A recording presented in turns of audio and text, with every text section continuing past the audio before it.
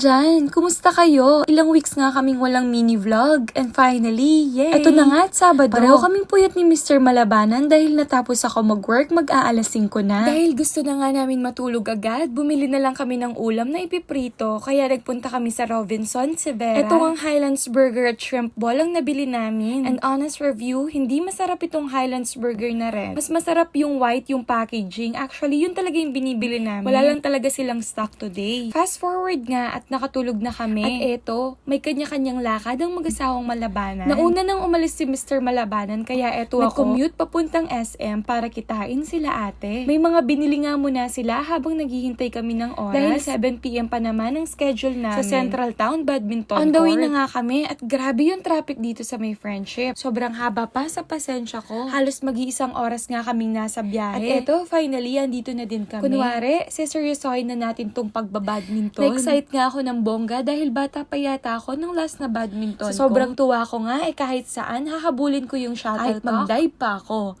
And the rest is history.